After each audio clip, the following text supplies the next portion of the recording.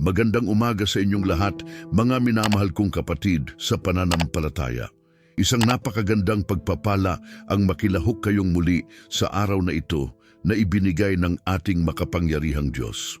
Ako ay lubos na nagpapasalamat sa bawat isa sa inyo na nandito ngayong umaga, na handang makinig, handang manalangin at higit sa lahat handang makatanggap ng mga pagpapala mula sa ating Panginoong Hesukristo. Ang inyong presensya dito ay patunay ng inyong puso na naghahanap ng inyong espiritong nauuhaw at ng inyong kaluluwa na nananabik para sa mas malalim na pakikipag-ugnayan sa ating lumikha. Salamat sa Diyos dahil binigyan niya tayo ng pagkakataong muli na magbukas ng ating mga mata, huminga ng hangin ng buhay at maramdaman ng init ng kanyang pag-ibig sa umaga na ito. Ngayong umaga, ako ay puno ng pasasalamat sa ating Panginoon dahil muli niya tayong binigyan ng pagkakataong makita ang araw na ito. Hindi lahat ay nabigyan ng pribilehiyong ito, mga kapatid. Maraming mga tao ang natulog kagabi na hindi na nagising pa ngayong umaga. Maraming pamilya ang umiiyak dahil may naulila silang mahal sa buhay. Ngunit tayo, sa biyaya at awa ng Diyos, ay nandito pa. Binigyan tayo ng panibagong pagkakataon, ng bagong simula, ng sariwang pahina sa libro ng ating buhay. At dahil dito tayo ay dapat na lubos na magpasalamat. Dapat nating kilalanin na ang bawat araw na ating natatanggap ay hindi karaniwang bagay lamang, kundi isang espesyal na regalo mula sa langit, isang pagpapahayag ng walang hanggang pag-ibig ng ating Ama. Sa araw na ito, nais kong pag-usapan natin ang isang napakahalagang paksa na madalas nating nakakalimutan sa gitna ng ating abala at magulong buhay. Ito ay ang tungkol sa kung paano tayo mananatili sa panalangin, kung paano tayo magiging matatag sa ating pakikipag-ugnayan sa Diyos, at kung paano natin hahayaang palakasin tayo muli ng ating Panginoon. Alam ninyo, mga kapatid, sa mundong ating ginagalawan ngayon, napakadaling mawalan ng lakas, napakadaling mapagod, napakadaling sumuko, maraming hamon ang ating kinakaharap araw-araw, maraming problema ang sumasalubong sa atin sa bawat pagtalon. At minsan, nararamdaman natin na wala na tayong lakas pang magpatuloy, ngunit dito pumapasok ang kapangyarihan ng panalangin. Dito nating nararanasan ng supernatural na kalakasan na mula sa Diyos.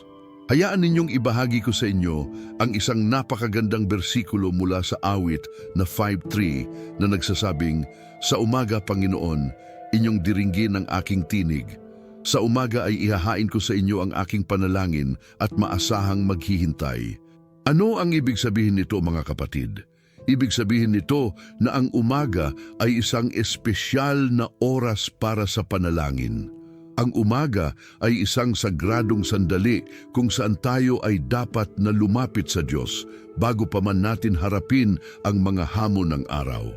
Sa umaga, habang sariwa pa ang ating isipan, habang tahimik pa ang mundo sa paligid natin, habang wala pang ingay at gulo, doon dapat nating ihain ang ating mga puso sa Panginoon.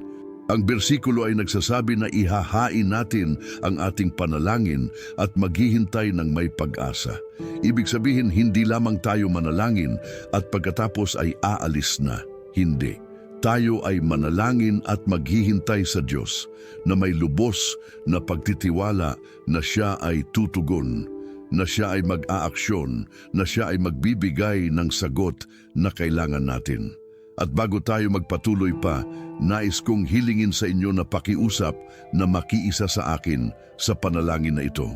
Huwag ninyong pakinggan lamang ang aking mga salita, kundi tunay na makiisa sa atin sa panalangin. Gawin ninyong personal ang bawat salitang inyong maririnig. Hayaan ninyong pumasok sa inyong puso ang bawat petisyon, ang bawat papuri, ang bawat pasasalamat. Kung kayo ay nanonood nito sa inyong mga tahanan, sa inyong mga opisina, o kahit nasaan kayo man, magsara ng inyong mga mata, magpokus sa Panginoon at makiisa sa ating samahan sa panalangin. At kung kayo ay nagugustuhan ng mga panalangin na ito, pakiusap na mag-iwan ng isang komento sa ibaba. Sabihin sa amin kung paano kayo nakakaramdam, kung ano ang inyong mga dalangin, o kung may mga kahilingan kayo sa panalangin. Ibahagi ninyo ang inyong mga testimonya kung paano kayo sinagot ng Diyos sa nakaraang mga araw. At kung kayo ay baguhan pa lamang sa channel na ito, maligayang pagdating. Mag-subscribe na kayo at i-click ang notification bell upang hindi kayo makaligtaan ng mga bagong panalangin at mensahe na aming inihahanda para sa inyo. At ngayon, mga minamahal kong kapatid, habang ako ay naghahanda na magsimula ng ating panalangin, nais kong hingan kayo ng isang espesyal na paghihikayat. Ihanda ang inyong mga puso. Alisin ang lahat ng distraksyon. Kung may cellphone kayo, isantabi muna ito. Kung may gawain kayo, itigil muna ito. Bigyan ng inyong buong atensyon ang oras na ito kasama ang Diyos. Sapagkat ang oras na ito ay sagrado.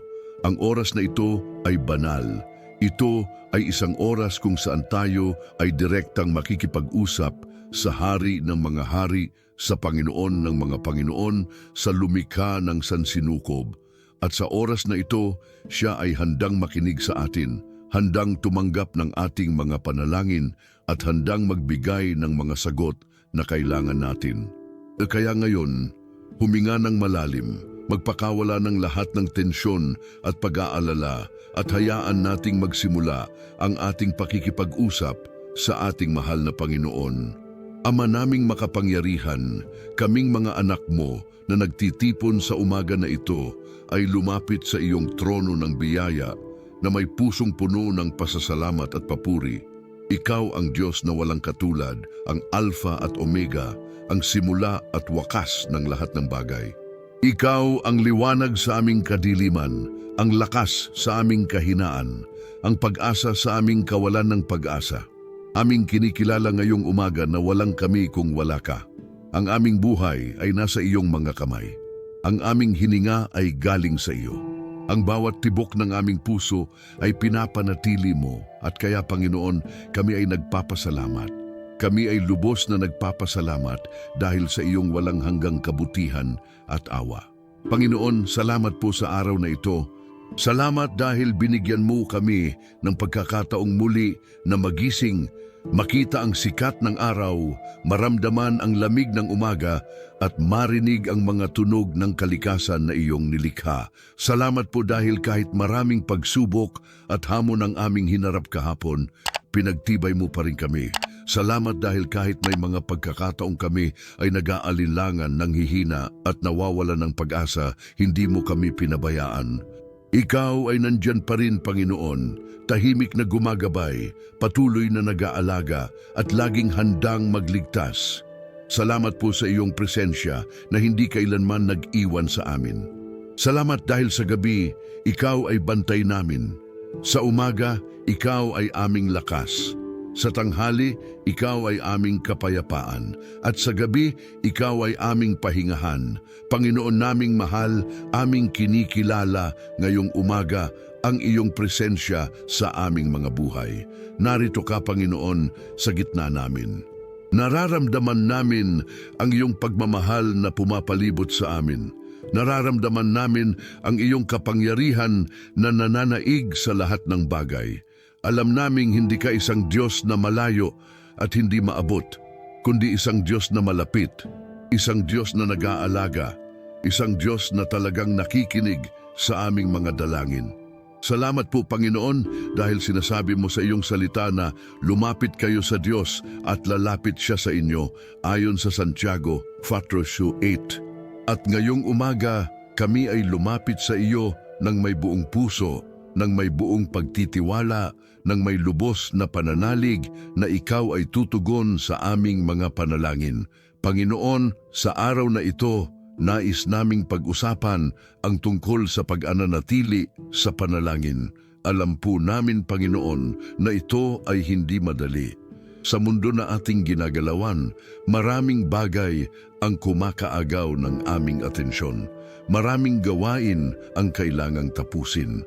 maraming responsibilidad ang dapat nating gampanan.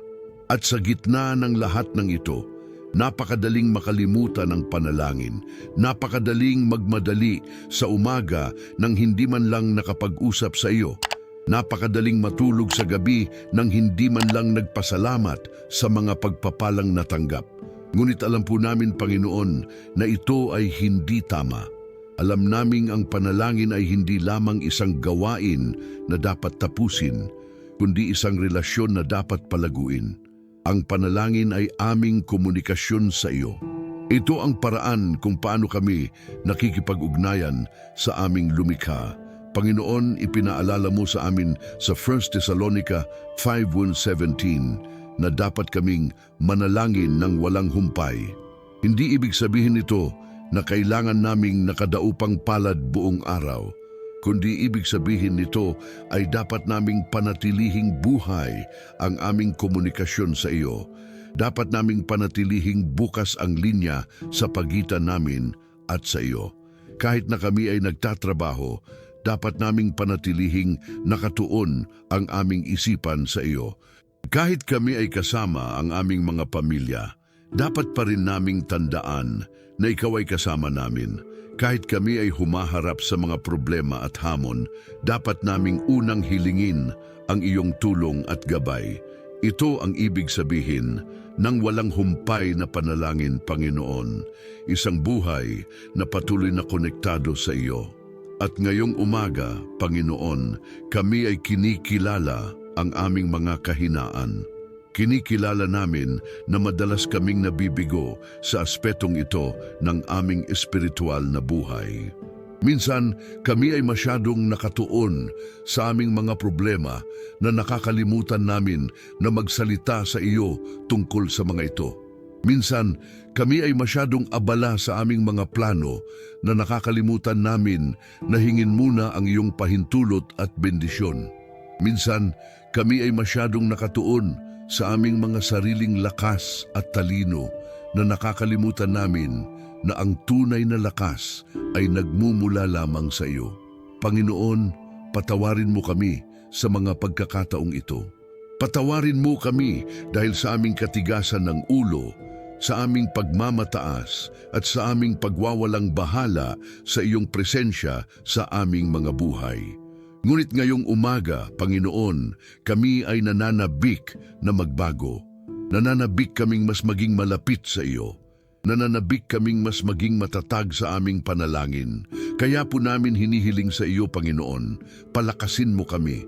Palakasin mo ang aming espiritu upang mas maging sensitibo sa iyong tinig. Palakasin mo ang aming determinasyon na maglaan ng oras para sa iyo araw-araw. Palakasin mo ang aming pananampalataya upang magtiwala na ang panalangin ay talagang may kapangyarihan. Tulungan mo kaming maunawaan na ang oras na ginugugol namin sa panalangin ay hindi na sayang na oras, kundi ang pinakaimportante at pinakaproduktibong oras na maaari naming gawain sa buong araw. Panginoon, bigyan mo kami ng gutom at uhaw para sa iyong presensya. Gawing mas mahalaga sa amin ang aming oras kasama mo kaysa sa anumang ibang aktibidad sa mundo. Tulungan mo kaming maunawaan na ang tunay na kayamanan ay hindi nasusukat sa pera o mga ari-arian, kundi sa lalim ng aming relasyon sa iyo. Ang tunay na tagumpay ay hindi nakikita sa aming mga natatamo sa mundo, kundi sa aming paglaki sa pananampalataya at karakter. At lahat ng ito, Panginoon, ay nagsisimula at lumalaki sa panalangin. Kaya po namin dalangin, gawing mas masugid kami sa panalangin. Gawing mas regular, mas tapat at mas taimtim ang aming pakikipag-usap sa iyo. Panginoon, alam po namin na ang mundo ay puno ng mga kahinaan at tukso. Araw-araw, may mga pagsubok na dumarating na naglalayong pabagsakin kami. May mga tukso na naglalayong ilayo kami sa iyong landas. May mga pagod at problema na naglalayong pigilan kami sa pagsunod sa iyo. Ngunit sa gitna ng lahat ng ito, Panginoon, kami ay may pangako mula sa iyo. Sa Isaias 40:31 sinasabi mo, Ngunit silang naghihintay sa Panginoon ay makakatanggap ng bagong lakas. Sila'y mga kapapaitaas na may mga pakpak na parang mga agila. Sila'y makakapagtakbo at hindi mapapagod. Sila'y makalalakad at hindi manghihina. Ito po ay isang napakagandang pangako, Panginoon. Ipinangako mo na ang mga naghihintay sa iyo, ang mga nananatili sa panalangin, ang mga patuloy na umaasa sa iyo ay makakatanggap ng bagong lakas. At ito ang aming pangangailangan ngayong umaga, Panginoon. Kailangan namin ng bagong lakas. Kailangan namin ng sariwang kapangyarihan mula sa iyo upang harapin ang mga hamon ng araw na ito. Kailangan naming tumaas ng may mga pakpak na gaya ng agila na tumataas ng mataas, na tumitingin mula sa itaas sa lahat ng mga problema at pangamba. Kailangan naming makatakbo at hindi mapagod, na may enerhiya at sigasig para sa mga gawain na nakalaan sa amin. Kailangan naming makalakad at hindi manghina, na may determinasyon at tibay ng loob hanggang sa wakas ng araw. At lahat ng ito, Panginoon, ay posible lamang dahil sa iyo. Lahat ng ito ay matatanggap namin kung kami ay mananatili sa panalangin, kung kami ay maghihintay sa iyo, kung kami ay magtitiwala sa iyong kapangyarihan na magpanibago at magpalakas sa amin. Kaya po namin hinihiling sa iyo ngayong umaga, Panginoon, palakasin mo kami sa lahat ng aspeto ng aming mga buhay. Ipalakasin mo ang aming pisikal na katawan upang may lakas kaming gawin ang mga gawain na nakahandang para sa amin sa araw na ito. Marami sa amin, Panginoon, ay pagod na. May mga kapatid na narito na matagal nang walang sapat na pahinga. May mga kapatid na may mga sakit at karamdaman na patuloy na nakakaramdam ng kirot at pananakit. May mga kapatid na matatanda na at nahihirapan na sa paggalaw at paglalakad. Panginoon, ipinasusumpaan mo galing at lakas mo sa mga katawang ito. Ipahinga mo ang mga pagod, pagalingin mo ang mga may sakit, palakasin mo ang mga mahina, hayaan mo kaming maramdaman ang iyong healing touch, ang iyong restorative power na nagbibigay ng buhay at sigla. Palakasin mo rin, Panginoon, ang aming emosyonal na kalagayan. Alam po namin na maraming tao ngayon ay nakakaranas ng depression, anxiety, stress at iba't ibang emosyonal na problema. May mga kapatid na palaging nag-aalala tungkol sa kinabukasan. May mga kapatid na takot sa mga mangyayari. May mga kapatid na nalulungkot dahil sa mga pagkakawala at pagkabigo na naranasan. May mga kapatid na galit dahil sa mga hindi makatarungang sitwasyon na kinaharap. Panginoon, Ikaw ang Diyos ng kapayapaan at kaligayahan. Ikaw ang Diyos na nagbibigay ng pag-asa at sigla. Kaya po namin hinihiling, punan mo ng iyong kapayapaan ang mga pusong balisa. Punan mo ng iyong kaligayahan ang mga kaluluwa na malungkot. Punan mo ng iyong pag-asa ang mga isipang desperado. Ulisin mo ang lahat ng takot, pag-aalala at pangamba. Palitan mo ito ng pagtitiwala, katapangan at kumpiyansa na nagmumula sa iyo. At higit sa lahat, Panginoon, palakasin mo ang aming espiritual na buhay. Ito ang pinaka-importante, Panginoon, dahil ang aming espiritu ang aming tunay na pagkatao. Ang aming espiritu ang bahaging konektado sa iyo. At kapag ang aming espiritu ay malakas, lahat ng iba pang aspeto ng aming buhay ay sumusunod. Kaya po, Panginoon, palakasin mo ang aming pananampalataya. Tulungan mo kaming magtiwala sa iyo ng lubusan kahit na hindi namin nakikita ang buong plano mo. Palakasin mo ang aming pag-asa. Tulungan mo kaming manatiling positibo at optimistic kahit na ang mga pangyayari ay tila negatibo. Palakasin mo ang aming pag-ibig sa iyo at sa aming kapwa. Tulungan mo kaming magmahal ng walang kondisyon, magpatawad ng walang limitasyon at maglingkod ng walang inaasahan na kapalit. Panginoon, nais din naming hilingin na bigyan mo kami ng disiplina sa panalangin. Tulungan mo kaming gawing regular ang aming panalangin. Marami sa amin ay may magandang intensyon, ngunit kulang sa execution. Marami sa aming nagsasabi na magsisimula na kaming regular na manalangin, ngunit pagkatapos ng ilang araw ay bumabalik na naman sa dati. Panginoon, bigyan mo kami ng determination at self-control upang manatiling tapat sa aming mga pangako. Tulungan mo kaming magising ng mas maaga upang maglaan ng oras para sa iyo. Tulungan mo kaming magtakda ng specific na oras para sa panalangin at sumunod dito. Gawing mas importante sa amin ang panalangin kaysa sa panunood ng TV, pag-scroll sa social media o iba pang mga aktibidad na walang permanenteng halaga. At sa panalangin ito, Panginoon, nais din naming isama ang aming mga pamilya. Panginoon, alam mo na ang aming mga pamilya ay ang pinakaimportante sa aming buhay. Sila ang aming una at pangunahing ministeryo. Sila ang mga taong una mong ipinagkatiwala sa amin para alagaan at mahalin. Kaya po ngayong umaga, kami ay nananalangin para sa bawat miyembro ng aming mga pamilya. Una po naming hinihiling ang pagpapala mo sa aming mga asawa at mga partner sa buhay. Panginoon, palakasin mo ang aming mga relasyon. Palakihin mo ang aming pag-iibigan. Alisin mo ang lahat ng conflict at misunderstanding. Tulungan mo kaming maging mas mapagpasensya, mapagmahal at mapagpatawad sa isa't isa. Bigyan mo kami ng kakayahang makita ang kabutihan sa aming mga kapareha kahit na may mga kahinaan din sila. Tulungan mo kaming bumuo ng mga tahanan na puno ng pag-ibig, respeto at pakikipagtulungan. Nananalangin din kami, Panginoon, para sa aming mga anak at mga pamangkin. Panginoon, ang mga batang ito ay mga regalo mula sa iyo. Sila ay ang kinabukasan ng aming bansang ito at ng iyong iglesia. Kaya po namin hinihiling, protektahan mo sila sa lahat ng kapahamakan at kasamaan. Pangalagaan mo sila sa kanilang paglaki. Bigyan mo sila ng mabuting kalusugan, matalino at mabuting puso at takot sa iyo. Gabayan mo sila sa kanilang pag-aaral. Tulungan mo silang maging masipag, matiyaga at responsable sa kanilang mga pag-aaral. Protektahan mo sila sa mga masasamang impluensya ng mundo, sa drugs, pornography, bad company, at lahat ng iba pang bagay na maaaring sirain ang kanilang buhay. Ilayo mo sila sa mga tao at sitwasyon na magdudulot ng kahihiyan at pagkawasak sa kanila. Panginoon, nananalangin din kami para sa aming mga magulang. Salamat po sa kanila, Panginoon. Salamat sa kanilang sakripisyo, pag-aalaga at walang kondisyong pag-ibig.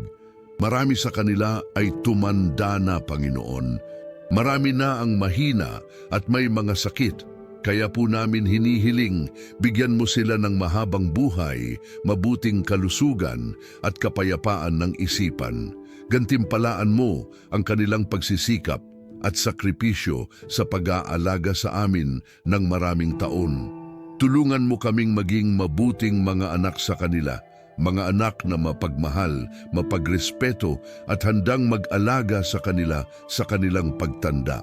At sa mga kapatid na ang mga magulang ay sumakabilang buhay na, Panginoon, aliwin mo sila at bigyan ng kapayapaan ang kanilang mga puso. Panginoon, nananalangin din kami para sa aming mga kapatid, sa mga brothers at sisters namin sa dugo. Palakasin mo ang aming samahan. Alisin mo ang inggit, away at hindi pagkakaintindihan. Tulungan mo kaming magmahalan at suportahan ang isa't isa. Bigyan mo kami ng unity at harmony sa aming mga relasyon. At para din sa aming mga extended family, mga lolo't lola, mga tita at tiyo, mga pinsan at iba pa, pagpalain mo rin po sila, protektahan mo sila at gabayan sa kanilang mga buhay. At ngayon, Panginoon, nais din naming manalangin para sa aming kalusugan. Panginoon, Ikaw ay ang great physician, ang manggagamot na walang kapantay. Sinabi mo sa Exodo 15:26 na ako ang Panginoong iyong manggagamot. Ipinangako mo na ikaw ay magpapagaling sa amin. Kaya po ngayong umaga, kami ay nananalangin para sa pagpapagaling, para sa mga kapatid na may mga malalang sakit, cancer, diabetes, high blood pressure, heart disease, kidney problems, at iba pa. Panginoon, hipuin mo sila ng iyong kamay na nagpapagaling. Ipahayag mo ang iyong kapangyarihan sa kanilang mga katawan. Gamutin mo ang mga sakit na ito sa pinagmulan nito. Palakihin mo ang kanilang pananampalataya na ikaw ay makapangyarihang magpagaling. Para sa mga kapatid na may mga simpleng sakit lamang, sipon, ubo, sakit ng ulo, pananakit ng katawan, Panginoon, bigyan mo rin sila ng galing. Para sa mga kapatid na may mga mental at emotional problems, depression, anxiety, trauma, at iba pa, Panginoon, pagalingin mo rin ang kanilang isipan at damdamin. Bigyan mo sila ng peace of mind at emotional stability. At para sa lahat ng amin na healthy pa, Panginoon, salamat po. Patuloy mo kaming pangalagaan. Protektahan mo kami sa mga sakit at karamdaman. Bigyan mo kami ng strong immune system upang labanan ang mga sakit. Tulungan mo kaming mag-take care ng aming mga katawan sa pamamagitan ng tamang pagkain, regular na ehersisyo at sapat na pahinga. Panginoon, nais din naming manalangin para sa spiritual deliverance. Alam po namin na ang labanan ay hindi laban sa laman at dugo, kundi laban sa mga espiritual na kapangyarihan ng kasamaan ayon sa Efeso 6:12. Alam naming may spiritual warfare na nagaganap at kailangan naming protection at deliverance mula sa iyo. Kaya po Panginoon, itong umaga, kami ay humihiling ng kalayaan mula sa lahat ng pagkakasakal ng demonyo. Kung may mga kapatid na nagdurusa sa ilalim ng demonic oppression, bigyan mo sila ng kalayaan. Kung may mga nabubudol ng false religions at cultism, palayain mo sila sa katotohanan. Kung may mga nasa bisyo at masasamang gawain, bigyan mo sila ng lakas na huminto at magbagong buhay. And Panginoon, protektahan mo kami sa witchcraft, sorcery at lahat ng uri ng spiritual attacks. Takpan mo kami ng iyong dugo. Iligid mo kami ng iyong mga anghel. Gawing walang bisa ang lahat ng curse, hex at evil pronouncement laban sa amin. Sinabi mo sa Isaiah 54:17 na walang sandata laban sa iyo ay magtatagumpay. Kaya po namin nangangakong walang kasamaan ang makakaapekto sa amin dahil kami ay nasa ilalim ng iyong proteksyon. Kinikilala namin ang iyong supremacy at sovereignty. Kinikilala naming ikaw lamang ang may karapatan sa aming mga buhay. Panginoon, nais din naming manalangin para sa mga specific na sitwasyon sa aming mga buhay. Ang bawat isa sa amin ay may kanya-kanyang mga hamon at pangangailangan. Kaya po, Panginoon, kami ay nananalangin para sa mga kapatid na walang trabaho. Panginoon, ikaw ay ang provider. Ikaw ay ang source ng lahat ng blessings. Buksan mo ang mga pintuan ng pagkakataon para sa kanila. Konektahin mo sila sa mga tamang tao. Bigyan mo sila ng favor sa mata ng mga employers. At hanggang hindi pa sila nakakakuha ng trabaho, Panginoon, alagaan mo ang kanilang pangangailangan. Provide para sa kanila at sa kanilang mga pamilya. At bigyan mo sila ng patience at perseverance habang naghihintay. Para sa mga kapatid na may trabaho na pero nahihirapan sa kanilang workplace dahil sa masasamang boss, toxic co-workers o mabigat na workload, Panginoon, bigyan mo sila ng lakas, karunungan at grace na harapin ang mga challenges na ito. Protect them from harassment, discrimination at unfair treatment. Bigyan mo sila ng favor at success sa kanilang mga careers. Para sa mga kapatid na may sariling negosyo, Panginoon, pagpalain mo ang kanilang mga ventures. Pagyamanin mo ang kanilang businesses. Protektahan mo sila sa mga scammers at dishonest people. Bigyan mo sila ng wisdom sa pag-manage ng kanilang finances at operations. Panginoon, nais din naming manalangin para sa mga kapatid na may financial problems. Marami sa amin, Panginoon, ay nahihirapan sa aspetong ito. May mga utang na kailangang bayaran May mga bills na patuloy na dumarating. May mga pangangailangan na hindi nasusupply. Panginoon, Ikaw ay ang Jehovah Jireh, ang Diyos na nagpo-provide. Sinabi mo sa Filipos 4:19 na ang aking Diyos ay siyang magbibigay sa lahat ng inyong pangangailangan ayon sa kanyang mga kayamanan sa kaluwalhatian kay Kristo Jesus. Kaya po namin nagtitiwala na Ikaw ay magpo-provide para sa aming lahat ng pangangailangan. Hindi pa man naming nahahawakan, naniniwala na kami na ito ay paparating na. Hindi pa man naming nakikita, may faith na kami na Ikaw ay gumagawa na sa background. Panginoon, para sa aming bansa, ang Pilipinas, kami ay nananalangin din. Panginoon, alam mo ang kondisyon ng aming bayan.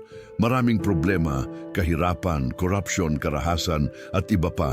Ngunit naniniwala kami na Ikaw ay may plano para sa bansang ito. Kaya po Panginoon, gamitin mo ang aming mga leaders, ang aming presidente, mga senador, mga kongresista, mga gobernador, mga mayor, at lahat ng iba pang may autoridad. Bigyan mo sila ng karunungan na mamuno ng tama. Bigyan mo sila ng pusong may malasakit sa mga tao.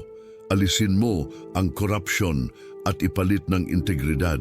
Bigyan mo ng kapayapaan ang aming bansa. Protektahan mo kami sa mga terorista at mga kriminal. Pagalingin mo ang aming ekonomiya upang may trabaho ang bawat Pilipino. Panginoon, para sa iyong iglesia sa buong mundo at dito sa Pilipinas, kami ay nananalangin din. Palakasin mo ang iglesia, Panginoon. Buhayin mo ang mga matuwid na tao na nagmahal sa iyo. Gabayan mo ang mga pastores, preachers at spiritual leaders. Bigyan mo sila ng karunungan at tapang na ipangaral ang buong katotohanan ng iyong salita. Protektahan mo ang iglesia sa false teachings at false prophets. Pagkaisa mo ang mga mananampalataya sa gitna ng aming diversity. At gamitin mo ang iglesia upang dalhin ang mensahe ng kaligtasan sa mga nawawala. At tungkol sa mga nawawala, Panginoon, kami ay nananalangin para sa kanila. Maraming tao pa ang hindi nakakakilala sa iyo. Maraming tao pa ang nabubuhay sa kadiliman ng kasalanan. Maraming tao pa ang walang pag-asa at walang direksyon sa buhay. Panginoon, buksan mo ang kanilang mga mata. Hipuin mo ang kanilang mga puso. Magdala ka ng mga tao sa kanilang buhay na magbabahagi ng good news. At bigyan mo sila ng courage na tanggapin ka bilang kanilang personal Lord at Savior. Gawing instrumento mo kami, Panginoon, upang dalhin ang iba palapit sa iyo. Gawing liwanag kami sa gitna ng kadiliman. Gawing asin kami na magbibigay ng lasa sa isang walang lasa na mundo. Panginoon, para din sa aming community na sumusubaybay sa channel na ito, kami ay nananalangin. Salamat po sa bawat isa na nanonood, nakikinig at sumusuporta. Pagpalain mo po sila ng sagana. Sagutin mo ang kanilang mga panalangin. Tuparin mo ang mga pangarap ng kanilang puso. Bigyan mo sila ng testimonies na pwede nilang i-share sa iba. At patuloy mo kaming pagsamahin bilang isang community na nag-aambag sa bawat isa sa kanilang spiritual journey. Bigyan mo kami ng love at unity. Alisin mo ang judgment at criticism. Palakasin mo ang compassion at understanding. At ngayon, Panginoon, sa pag-approach namin sa practical aspect ng buhay, nais naming manalangin specifically para sa provision at para sa trabaho. Panginoon, alam mo na ang mundong ito ay nangangailangan ng pera upang mabuhay. Kailangan namin ng resources para sa pagkain, tirahan, damit at iba pang basic necessities. At hindi ka isang Diyos na ignorante sa aming mga pangangailangan. Kaya po namin hinihiling ngayong umaga, i-provide mo ang lahat ng aming pangangailangan. Sa 1 Corinto 9:8, sinabi mo, at makapagkakaloob ang Diyos sa inyo ng lahat ng biyaya ng sagana upang kayo sa lahat ng bagay at sa lahat ng pagkakataon ay may sapat para sa lahat ng pangangailangan at sumasagana pa para sa bawat mabuting gawa. Ito po ay pangako mo, Panginoon. Kaya po kami nagtitiwala na ikaw ay magpo-provide para sa mga kapatid na kulang sa pagkain, Panginoon, magpadala ka ng provision. Gaya ng ginawa mo kay Elias na pinakain ng mga uwak, gaya ng ginawa mo sa libu-libong tao na pinakain ni Jesus ng 5 tinapay at 2 isda, gawin mo rin sa aming mga buhay. Magpa-provide ka sa mga hindi inaasahang paraan. Magpa-provide ka sa mga miraculous ways. Para sa mga kapatid na walang tirahan o nangungupahan lamang at nais magkaroon ng sariling bahay, Panginoon, tuparin mo ang pangarap na ito. Bigyan mo sila ng opportunity na makabili o makapag-build ng kanilang dream house. Para sa mga kapatid na may financial breakthroughs na hinihintay, business deals, promotions, inheritances, settlements, o anumang financial blessings, Panginoon, pabilisin mo ang proseso. Alisin mo ang lahat ng hadlang. Gawing smooth ang mga transactions. At para sa lahat ng amin, Panginoon, turuan mo kami kung paano mag-manage ng maayos ng aming finances. Bigyan mo kami ng wisdom sa pag-budget, pag-save at pag-invest. Turuan mo kaming maging generous sa pagbibigay at hindi maging sakim. Turuan mo kaming magtiwala na ikaw ay laging magpo-provide kaya hindi kami kailangang mag-worry o mag-hoard. Panginoon, tungkol naman sa trabaho, kami ay nananalangin para sa mga unemployed na kapatid. Panginoon, alam mo ang kanilang frustration. Alam mo kung gaano katagal na nilang hinahanap ang trabaho. Alam mo kung gaano karaming resume ang nasubmit, kung gaano karaming interviews ang na-attend, kung gaano karaming rejection ang na-receive. Panginoon, sapat na po. Ngayong taon, bigyan mo sila ng trabaho. Hindi kahit anong trabaho lamang, Panginoon, kundi ang trabahong perfect para sa kanila. Trabahong aligned sa kanilang skills at passion, trabahong may magandang sweldo at benefits, trabahong may opportunity for growth, trabahong may mabubuting kasama at boss. Bigyan mo sila ng divine favor sa kanilang next interview. Gawing memorable sila sa hiring managers at buksan mo ang tamang pintuan para sa kanila. Para sa mga kapatid na employed na pero gusto ng job change o career shift, Panginoon, gabayan mo sila. Bigyan mo sila ng clarity kung ano ang dapat nilang gawin. Kung dapat silang manatili sa kasalukuyang trabaho, bigyan mo sila ng contentment at pasensya. Kung dapat silang lumipat, bigyan mo sila ng tapang at timing. Protektahan mo sila sa mga maling desisyon. Para sa mga kapatid na entrepreneur at may sariling negosyo, Panginoon, pagpalain mo ang kanilang mga enterprises. Pagyamanin mo ang kanilang income. Dagdagan mo ang kanilang customers at clients. Protektahan mo sila sa competition at sa mga nag-a-attempt na sirain ang kanilang negosyo. Bigyan mo sila ng innovative ideas na makakatulong sa paglago ng kanilang business.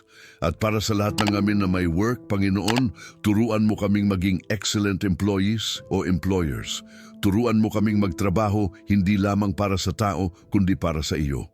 Gaya ng sinabi sa Colossus 3:23, anumang inyong gawin, gawin ninyo ng buong puso na gaya ng ginagawa para sa Panginoon at hindi para sa mga tao.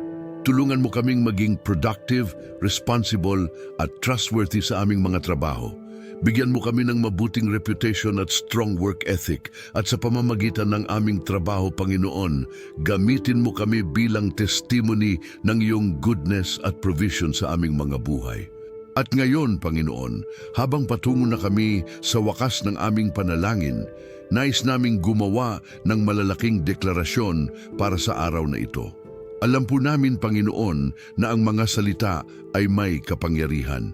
Sinabi mo sa Kasabihan 18:21 na ang kamatayan at buhay ay nasa kapangyarihan ng dila. Kaya po ngayong umaga, kami ay gumagamit ng aming dila upang mag-declare ng mga positive at faith-filled na salita para sa aming mga buhay. Hindi na kami magde-declare ng negative things.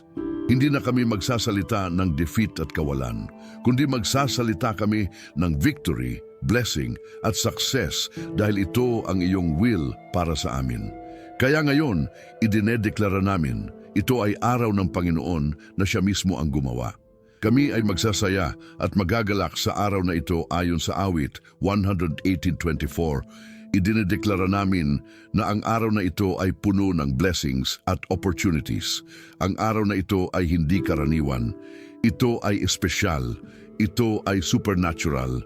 Idinedeklara namin na sa araw na ito may miracles na mangyayari. May breakthrough na darating. May prayers na masasagot. May blessings na daranas. Idinedeklara namin na sa araw na ito kami ay protektado.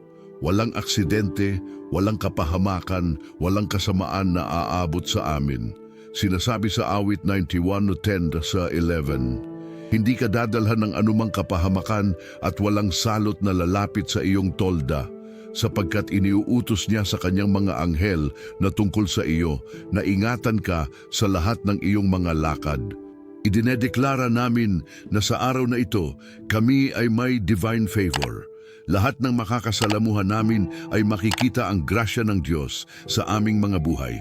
Magiging mabait at mapagbigay ang mga tao sa amin.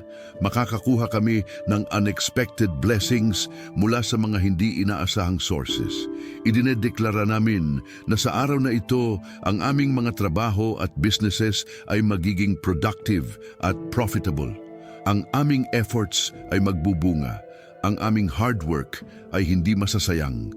Gaya ng sinabi sa Isaiah 65:23, hindi sila magsusumikap ng walang kabuluhan o manganganak man ng mga anak para sa marahas na kamatayan, sapagkat sila ay mga binhi ng pinagpala ng Panginoon at ang kanilang mga anak ay kasama nila. Idinideklara namin na sa araw na ito, ang aming kalusugan ay mabuti. Ang aming mga katawan ay gumagana ng perfect. Walang sakit o karamdaman na mananatili sa amin dahil sa dugo ni Jesus. Tayo ay gumaling na ayon sa 1 Pedro sa 2:24. Idinedeklara namin na sa araw na ito ang aming mga pamilya ay protektado at blessed. Ang aming mga asawa, anak, magulang at lahat ng mahal sa buhay ay safe at sound. Walang kapahamakan na aabot sa kanila. Idinedeklara namin na sa araw na ito, ang aming mga relasyon ay magiging harmonious, walang away, walang misunderstanding, walang conflict. Peace at love ang mananaig sa aming mga tahanan. Idinedeklara namin na sa araw na ito, kami ay espiritual na malakas. Ang aming pananampalataya ay matibay. Ang aming connection sa Diyos ay malalim. Ang aming prayers ay powerful at effective. Gaya ng sinabi sa Santiago 5:16, ang panalangin ng matuwid na tao ay makapangyarihan at mabisa. Idinedeklara namin na sa araw na ito kami ay makakagawa ng wise decisions. Ang aming choices ay guided ng karunungan mula sa Diyos. Hindi kami maliligaw o madadapa dahil ang salita ng Diyos ay ilawan sa aming landas ayon sa awit 119:105. Idinedeklara namin na sa araw na ito ang aming finances ay dadami. Hindi ka kami bababa kundi tataas lamang. Hindi kami magiging buntot kundi ulo. Hindi kami hihiram kundi magpapahiram ayon sa Deuteronomio 28:12-13. Idinedeklara namin na sa araw na ito, lahat ng aming pangangailangan ay tuparin. Hindi kami kakapos ng anuman dahil ang Diyos ay aming pastol ayon sa awit 23:1. Idinedeklara namin na sa araw na ito, kami ay blessed sa aming paglabas at pagpasok, sa aming pagupo at pagtayo, sa lahat ng aming ginagawa ayon sa Deuteronomio 28:6. Idinedeklara namin na sa araw na ito at sa mga darating pang-araw, kami ay overcomers. Hindi kami biktima kundi victors. Hindi kami defeated kundi more than conquerors sa pamamagitan ni Kristo na nagmamahal sa amin ayon sa Roma 8:37. Idinedeklara namin na kami ay sentro ng Diyos, mga anak ng hari, hinirang at minamahal. Idinedeklara namin na kami ay gifted, talented at may purpose. Idinedeklara namin na ang aming future ay bright at promising. Ang best ay hindi pa dumating kundi paparating pa lamang. Idinedeklara namin na kami ay instruments ng blessing sa iba. Kung saan kami pupunta, pagpapala ang dala namin. Kung sino ang makakasalamuha namin, sila ay magiging blessed dahil sa amin. Kami ay mga light ng mundo at asin ng lupa ayon kay Mateo 5:13-14. Idinedeklara namin na ang Diyos ay gumagawa sa aming mga buhay ng mga bagay na higit pa sa lahat ng maaari naming hingin o isipin ayon sa Efeso 3:20. Lahat ng deklarasyon na ito ay aming sinasabi sa pangalan ni Jesus at naniniwala kami na mangyayari ang lahat ng ito dahil ang Diyos ay tapat at makapangyarihan upang tuparin ang kanyang mga pangako. At ngayon, Panginoon, habang kami ay naghahanda ng tapusin ang panalangin ito at simulan ang aming araw, nais naming ipasuko sa iyo ang lahat. Ipinasasuko namin ang araw na ito sa iyo, Panginoon. Ang susunod na ilang oras, ang aming trabaho, aming meetings, aming errands, aming conversations, lahat ng aming activities, ipinasasuko namin ang lahat sa iyo. Huwag mo kaming hayaang gumalaw ng mag-isa. Samahan mo kami sa bawat hakbang, gabayan mo kami sa bawat desisyon, protektahan mo kami sa bawat sitwasyon, gawing mabisa ang aming mga gawa, gawing meaningful ang aming mga interactions, gawing productive ang aming oras. Panginoon, hinihiling din namin na tulungan mo kaming maging constantly aware ng iyong presensya sa buong araw. Minsan, Panginoon, nagsisimula kami ng mabuti sa umaga pero sa gitna ng araw, nakakalimutan na namin na ikaw ay kasama namin. Nagiging absorb na kami sa aming mga gawain at nananaig na ang aming sariling lakas. Kaya po, Panginoon, patuloy mo kaming paalalahanan. Hayaan mo kaming maramdaman ang iyong presensya. Paalahanan mo kami na mag-pause at makipag-usap sa iyo kahit sa kaunting oras. Turuan mo kaming magsalita sa iyo tungkol sa lahat, sa aming achievements, frustrations, joys, at sorrows. Gawing natural sa amin ang constant communion sa iyo. At sa gabi, Panginoon, kapag kami ay babalik na sa aming mga tahanan, tulungan mo kaming magpasalamat. Tulungan mo kaming mag-reflect sa araw na lumipas. Tulungan mo kaming kilalanin ang iyong kamay sa lahat ng nangyari. At tulungan mo kaming matulog ng may kapayapaan, knowing na ikaw ay gumagabay sa lahat ng bagay para sa aming kabutihan. Ipinangako mo sa Roma 8:28 na alam natin na ang lahat ng mga bagay ay nagtutulungan para sa ikabubuti ng mga nag-iibig sa Diyos. Kaya po kami matutulog ng walang pag-aalala dahil nagtitiwala kami na ikaw ay in control. Panginoon, bago kami tuluyang tapusin, nais din naming i-renew ang aming commitment sa iyo. Nangangako kaming mas magseryoso sa aming spiritual life. Nangangako kaming mas regular na magbasa ng iyong salita. Nangangako kaming mas consistent na manalangin. Nangangako kaming mas active na magsimba at makipag-fellowship sa ibang believers. Nangangako kaming mas generous na maglingkod at magbigay. At nangangako kaming mas intentional na mag-share ng good news sa iba. Tulungan mo kaming tuparin ang mga commitments na ito, Panginoon. Bigyan mo kami ng determination at discipline. At kapag kami ay bumagsak o nabigo, bigyan mo kami ng grace na bumangon at subukan muli. At ngayon, Panginoon, sa huling bahagi ng aming panalangin, nais naming ipahayag ang aming huling pasasalamat at pagpapala. Salamat po, Panginoon, sa lahat. Salamat sa iyong pag-ibig na hindi natatapos. Salamat sa iyong awa na nare-renew bawat umaga. Salamat sa iyong katapatan na hindi nauubos. Salamat sa iyong biyaya na higit pa sa aming karapat-dapat. Salamat sa iyong kapangyarihan na walang hangganan. Salamat sa iyong presensya na hindi kailanman nag-iiwan. Salamat sa lahat ng ginawa mo na, sa lahat ng ginagawa mo ngayon, at sa lahat ng gagawin mo pa sa hinaharap. Ikaw ay tunay na napakabuting Diyos at kami ay blessed na maging iyong mga anak. Pagpalain mo po ang bawat isa na nakikinig sa panalangin ito. Pagpalain mo ang kanilang paglabas at pagpasok. Pagpalain mo ang kanilang gawain ng kanilang mga kamay. Pagpalain mo ang kanilang mga pamilya at mga mahal sa buhay. Pagpalain mo ang kanilang kalusugan at kapakanan. Pagpalain mo ang kanilang finances at businesses. Pagpalain mo ang kanilang spiritual growth at maturity. Bigyan mo sila ng peace na lampas sa pangunawa. Bigyan mo sila ng joy na hindi nakukuha ng mundo. Bigyan mo sila ng pag-asa na hindi naglalaho. At bigyan mo sila ng pag-ibig na walang kondisyon.